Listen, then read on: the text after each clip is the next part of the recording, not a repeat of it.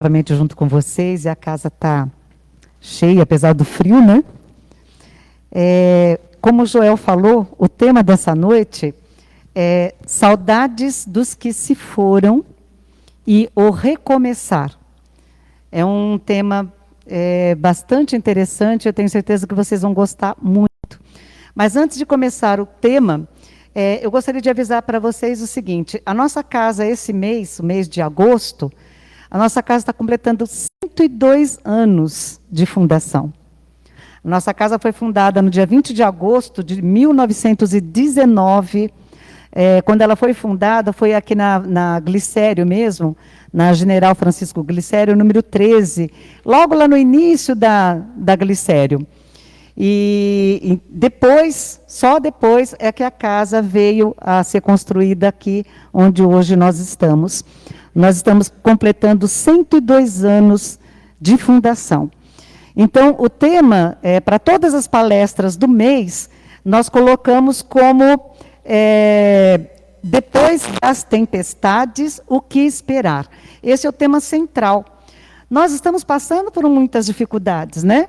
Essa questão da pandemia, com certeza, tem machucado muita gente. Todos nós, de alguma forma, estamos tendo algumas perdas. Sejam elas financeiras, né, sentimentais, todos nós estamos marcados por essa pandemia. Mas aí, como pensamos, essa pandemia, se Deus quiser, ela vai terminar. Ela já está diminuindo e ela vai acabar. Né? Com a graça de Deus, isso vai acabar. Mas, depois que terminar essa pandemia, o que se espera depois da tempestade? A bonança, né? Mas será que nós vamos ficar tudo sentadinho, de braço cruzado, esperando a bonança? Depois da tempestade, é hora de trabalhar, de recolhermos, né, tudo aquilo que ficou pelo caminho e de recomeçar uma nova jornada.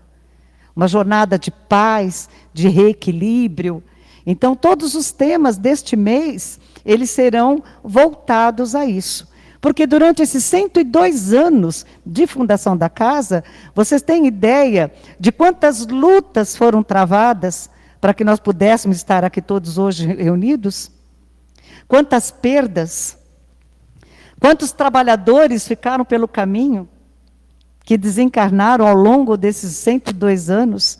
Quanto amor, quanta dedicação, quanto trabalho para poder manter essa casa em pé, recebendo vocês, cada um de vocês, com amor, com carinho, com respeito. Então, é muita luta que envolve. Por isso que todos os temas desse mês, eles são dedicados a isso. Após a tempestade, o que esperar? E o tema dessa noite, saudades dos que se foram e o recomeço, nós aprendemos dentro da doutrina espírita que a morte é um fenômeno natural, inevitável.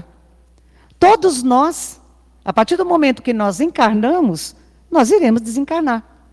Isso é um processo natural da vida. A semente, há necessidade de que a semente morra para que ela germine, ela brote, venha dar uma nova planta, novos frutos, e que depois essa planta volta ao solo e vai servir de adubo.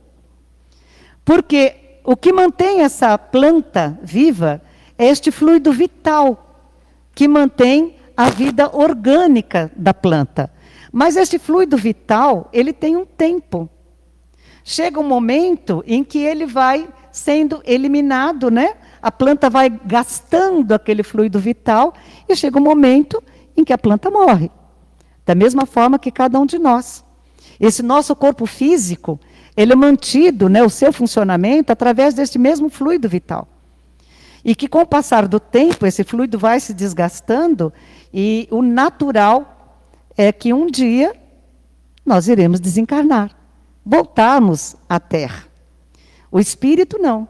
O espírito imortal, esse continua vivo. Este continua a sua jornada de trabalho e de aprendizagem. Mas é um fenômeno natural. Nós falando desse jeito, dá a impressão que é alguma coisa muito simplista, né? Muito fria. Mas não é. Porque a morte, ela é um processo em que todos nós estamos sujeitos.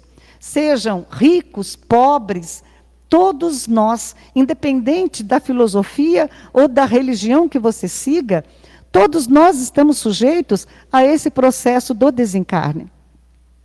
Porque, na realidade, a desencarnação, ela acaba sendo, para cada um de nós também, uma prova ou uma expiação.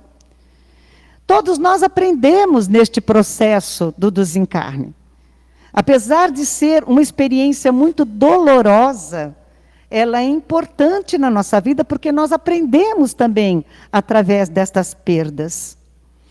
E quando nós falamos entes queridos, nós pensamos assim, a perda de entes queridos são apenas os meus familiares. Será? Nós amamos só os nossos familiares? Não, né? Nós sabemos que tem amigos que são mais queridos, às vezes, do que a própria família, né? Amigos que são verdadeiros irmãos, que têm uma intimidade muito maior conosco do que alguém da própria família, de sangue. Eu estava assistindo uma live esses dias do André Trigueiro.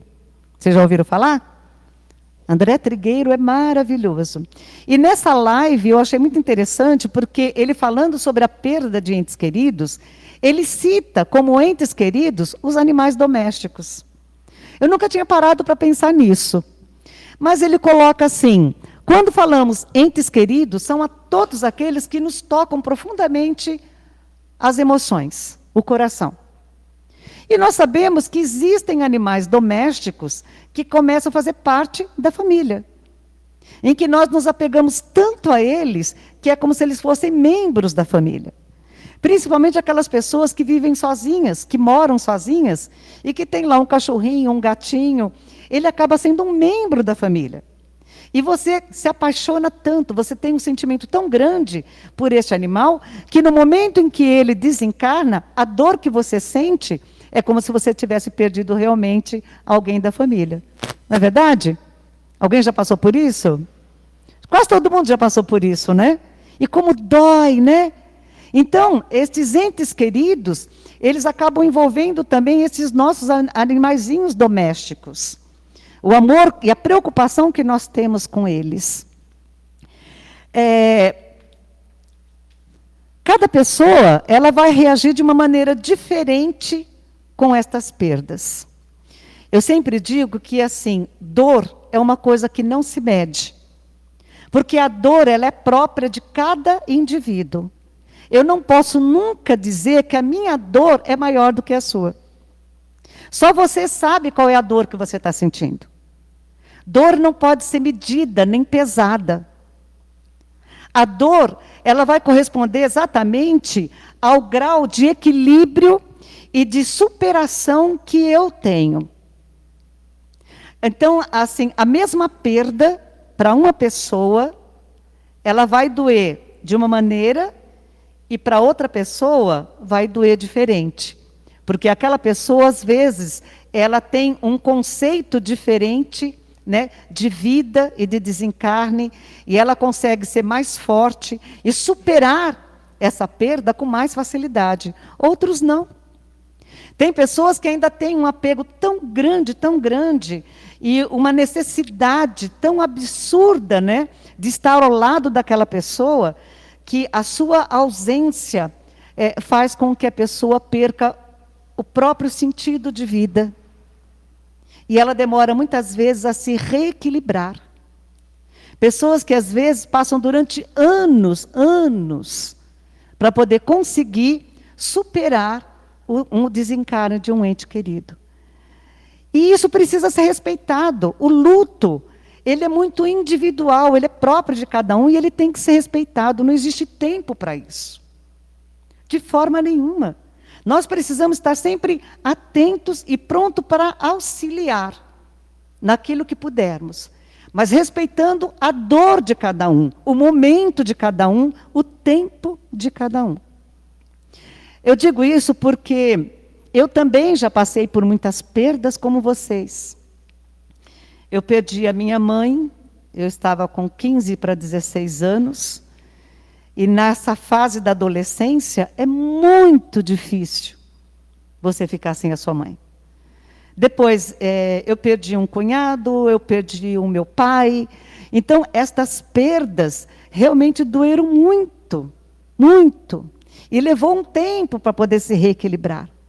E eu acho interessante porque eu já estava na doutrina espírita e eu sempre digo, é graças a essa doutrina maravilhosa que ainda hoje eu me mantenho em pé, equilibrada e confortada, porque a doutrina faz isso por cada um de nós. Mas é interessante porque muitas pessoas chegavam para mim e diziam assim, mas você não é espírita? Por que está chorando tanto? Você não é espírita? Eu sou espírita. Mas nós não deixamos de ter sentimentos. Nós não deixamos de também vivenciar o luto.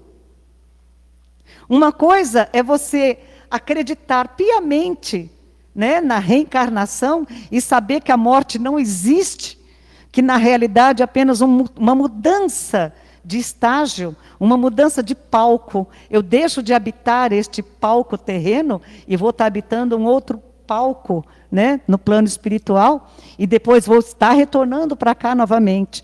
Eu tenho este entendimento, e esse entendimento me traz o consolo, me traz as forças para poder continuar a minha existência.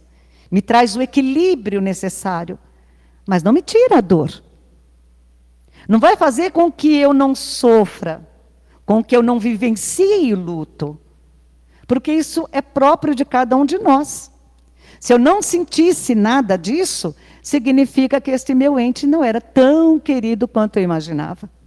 Não é? É por isso que nós precisamos sempre estar atento e lembrando que a dor, o luto, ele precisa ser respeitado sempre. Tem uma médica chamada Elisabeth Kubler-Ross. Ela é uma psiquiatra suíça-americana. Ela é especialista em estudo com pacientes em fases terminais. Ela trabalhou muito com as famílias e com os pacientes em fase terminal. Ela escreveu um livro chamado Sobre a Morte e Morrer, de 1969. E essa doutora Elizabeth, acompanhando os pacientes que se encontravam em fase terminal e as suas famílias, ela estudou e publicou neste livro as fases do luto. E ela dizia que o luto ele tem 5 estágios.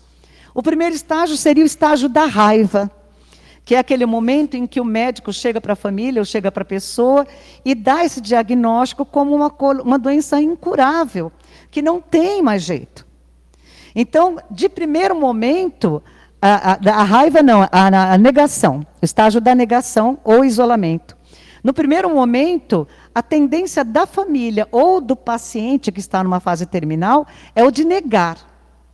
Então, eu não acredito, eu não aceito, e eu me fecho para tudo aquilo que vem me dizer, que o médico vem me dizer, porque eu não aceito aquele diagnóstico.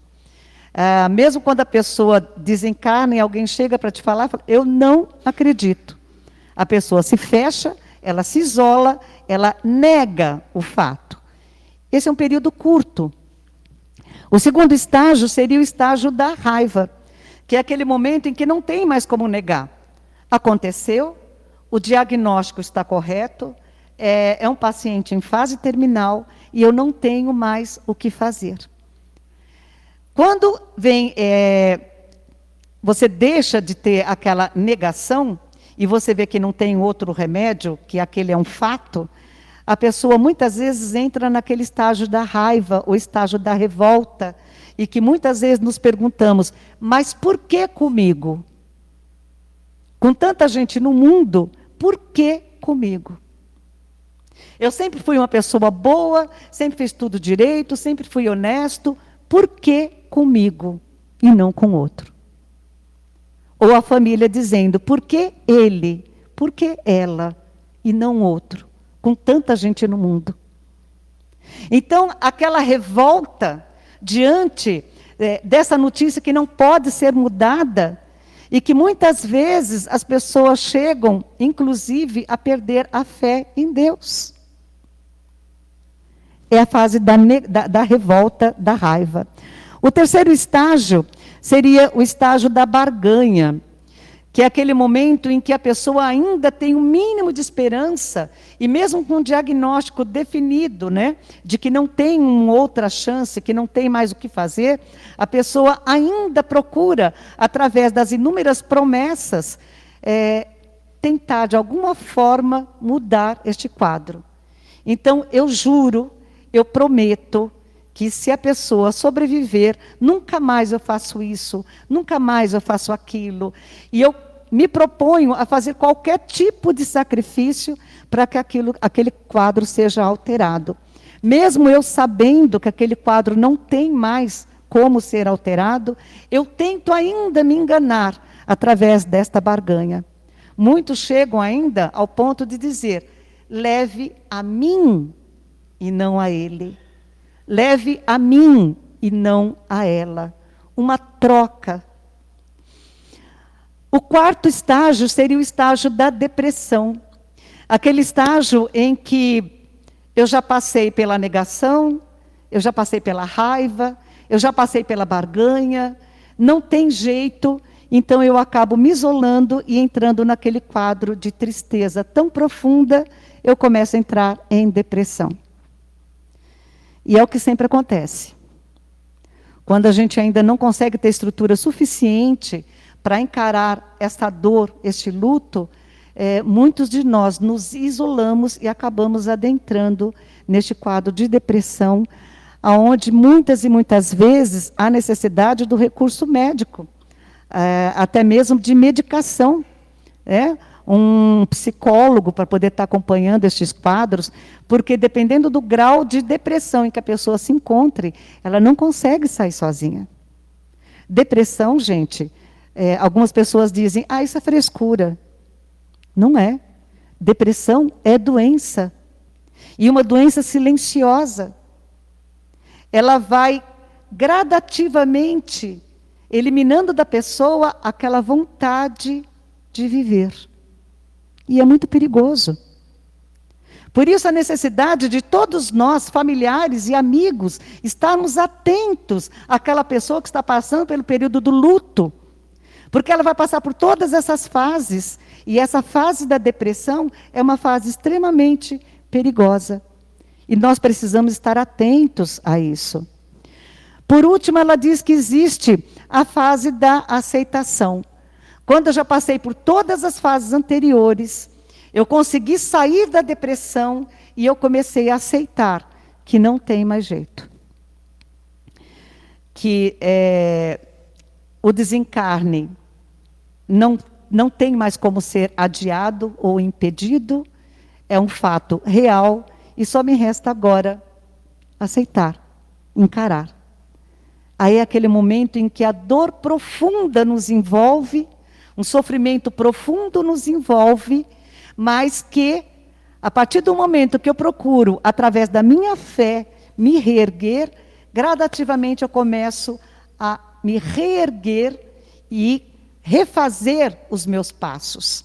E isso aconteceu todas as vezes que eu passei por essas perdas, mas muito claramente no momento em que eu perdi o meu pai.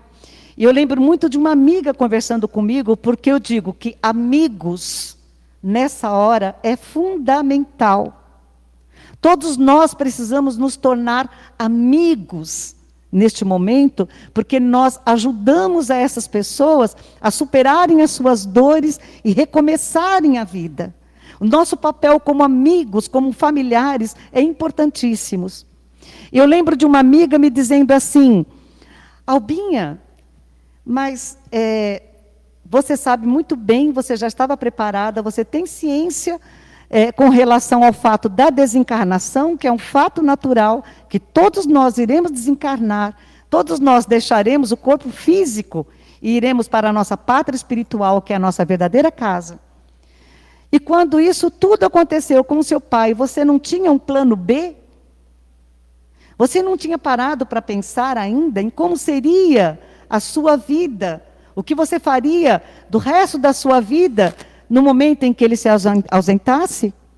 O plano B.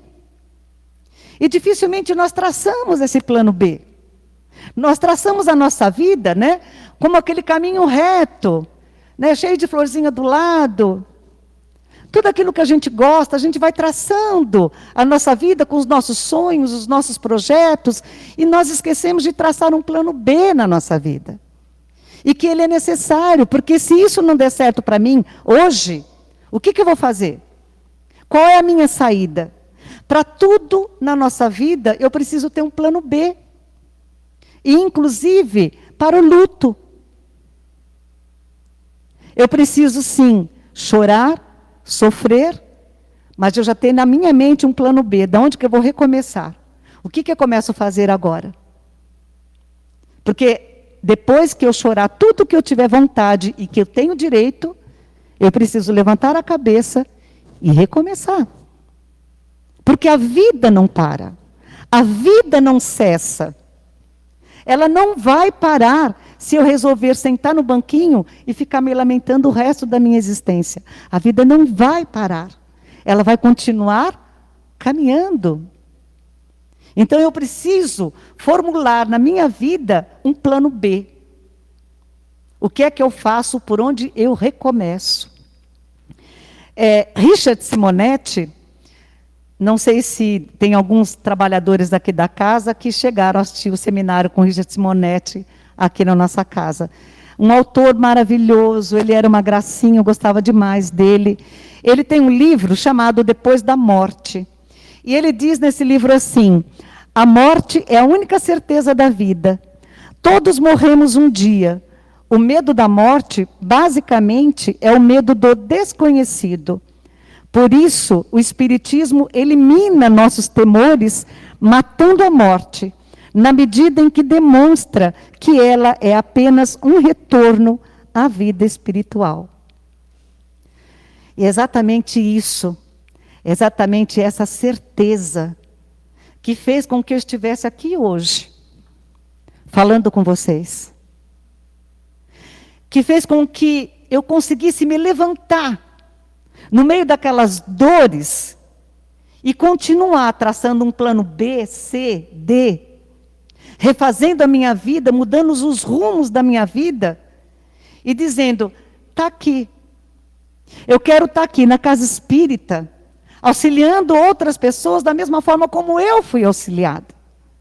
Porque a doutrina espírita para mim foi o grande suporte, foi o ombro amigo que eu encontrei. E que todos nós necessitamos. Esse é o grande consolo que a doutrina espírita nos traz. E ele ainda vem nos demonstrar que não existe mais aquela distância do céu. Porque quando nós pensávamos, morreu e foi para o céu. Então o céu ele é tão longe. O céu está tão distante de cada um de nós, que se nós pensarmos no ente querido que está lá no céu, nós pensamos assim: nossa, é imperfeito do jeito que eu sou, nunca mais eu vou ver. Porque eu não vou para o céu. Quando a gente começa a reconhecer as nossas próprias imperfeições. Então o céu se torna muito distante. Ao mesmo tempo que o inferno está mais longe ainda. Porque se meu ente querido, por algum motivo, imagina-se que ele possa ter ido para o inferno, aí a distância ficou maior ainda. Porque por mais que eu o ame, alguém quer ir para o inferno? Não, né? Essa ideia que nós fazemos de inferno é uma ideia muito tenebrosa. Então ninguém quer ir. Então a doutrina espírita ela vem exatamente eliminar céu e inferno. E vem nos demonstrar que os nossos entes queridos, eles estão muito próximos, eles não estão distantes de nós. Eles estão exatamente à distância de um pensamento. Porque no momento em que eu lembro daquela pessoa que eu amo, e que eu fecho os meus olhos, eu consigo nitidamente sentir a presença desse ente querido. A distância que nos separa é mínima, é sutil. Nós estamos tão próximos. E a possibilidade de comunicação com estes seres, através dos sonhos e das psicografias, das psicofonias, que acontece na casa espírita, isso nos traz um enorme consolo. A certeza de que a vida continua e que eles estão vivos. Que eu não preciso mais chorar e sofrer por não estar vendo mais fisicamente essas pessoas, porque eles não morreram, eles estão vivos. Eu lembro que, através dos sonhos, nós temos muito esses contatos. É a forma mais fácil de nós termos contato com esses entes queridos é através dos sonhos. Aquele momento em que o espírito, momentaneamente, enquanto nós estamos dormindo, ele se desprende do corpo físico e ele adentra o plano espiritual. É aquele momento em que esses entes queridos têm maior facilidade em se aproximar e ter este contato conosco. Eu lembro que quando eu estava trabalhando na prefeitura em São Paulo, tinha um amigo meu que, nossa, eu gostava demais, demais, demais, todo mundo gostava demais dele. Porque era um jovem muito alegre, uma pessoa muito boa. E no momento em que ele desencarnou, todo mundo ficou muito triste, muito perdido. Eu chorei muito a morte dele. Eu lembro que aproximadamente 6 meses depois que ele havia desencarnado, numa noite, eu sonhei, sonhei. Na realidade, nós nos desprendemos do corpo físico e adentramos o plano espiritual. Neste momento, eu estava numa praia e eu escutei alguém chegando atrás de mim dizendo assim, Albinha. Na hora que eu olho para trás, é esse meu amigo. Lindo, lindo. Uma roupa muito clara, muito sorridente. E eu olhei e fiz assim, mas você está aqui? Mas você morreu. E ele deu risada e fez assim, Albinha, morri. Morte não existe. Eu estou aqui. Eu fiquei muito emocionada e eu abracei, apertei muito ele, senti aquele perfume delicioso que ele costumava usar. E nesse momento que eu estava abraçando, eu acordei. E na hora que eu acordei, eu estava me abraçando, chorando muito e sentindo ainda o perfume dele.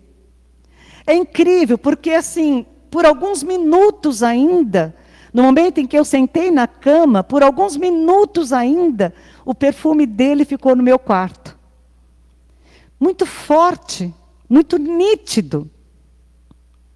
Provando mais uma vez que eles não estão longe, eles estão do nosso lado, pertinho. À distância de um pensamento, de um sentimento. E é por isso que a doutrina espírita vem nos chamar a atenção e nos mostrar a necessidade de nós nos levantarmos das nossas dores. Recolhermos ali os nossos caquinhos, vamos colar e começar tudo de novo. Vamos pegar lá o nosso plano B e fazer uma vida nova em cima disso tudo. Porque eles estarão nos acompanhando. E em muitos e muitos livros da doutrina e relatos, através de psicografias, onde esses irmãos queridos vêm nos dizer que é muito bom quando nós nos lembramos deles. Esta lembrança que nós temos de cada um deles faz muito bem a esses irmãos. É gostoso quando eles sabem o quanto nós os amamos e o quanto sentimos saudades. No entanto, a tristeza, a mágoa, a revolta, isso pesa muito. Traz um profundo sofrimento a estes entes. Porque é comparado a uma mãe de família. Quantas mães de família têm que sair de casa de madrugada e muitas vezes deixando crianças pequenas em casa, às vezes até sozinhas. E essa mãe tem que trabalhar lá no centro de São Paulo. E ela fica sabendo que a criança está o dia inteiro chorando em casa sozinha. Como é que essa mãe trabalha bem, sabendo que as crianças estão em casa chorando? Não tem como ter essa paz de espírito, não é? Da mesma forma, os nossos entes queridos. A partir do momento que eles se encontram na pátria espiritual, progredindo, estudando, trabalhando, porque ninguém fica no plano espiritual sentado numa nuvem ouvindo harpa. estudamos, nos preparamos para as futuras encarnações. Como é que eu vou trabalhar pelo meu progresso, se eu sei que aqueles entes que eu tanto amo e que ficaram ainda na carne, estão ali revoltados, pensando em suicídio, tentando desistir da própria existência? Como que eles podem encontrar a paz se eu não consigo transmitir isso a eles? Então, o luto, ele requer respeito pela dor, respeito ao tempo em que nós necessitamos para superar essa dor. Eu tenho todo o direito de chorar tudo que eu tiver vontade, sabendo que um dia eu preciso levantar, lavar o meu rosto e continuar. Firme, forte, e levando ajuda, auxílio a todos aqueles que se encontram ao meu redor. Só para finalizar,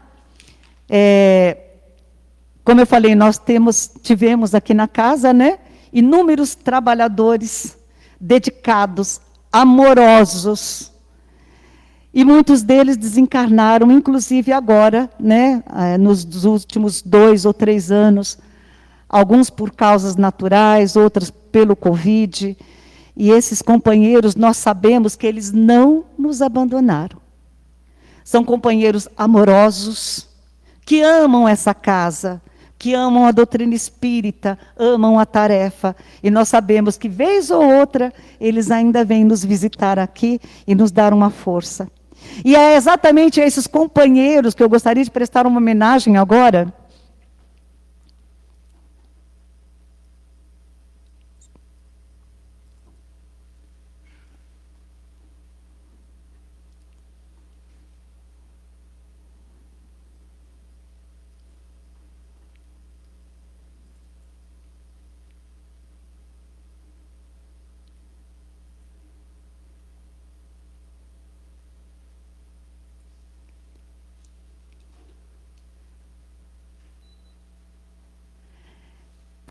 Tem alguns companheiros que, infelizmente, não estão no quadro que eu coloquei ali na frente, as fotos, né? Mas eu não tinha foto desses companheiros. Mas eu gostaria que todos eles se sentissem acolhidos aqui nessa casa, com muito carinho e com muito respeito.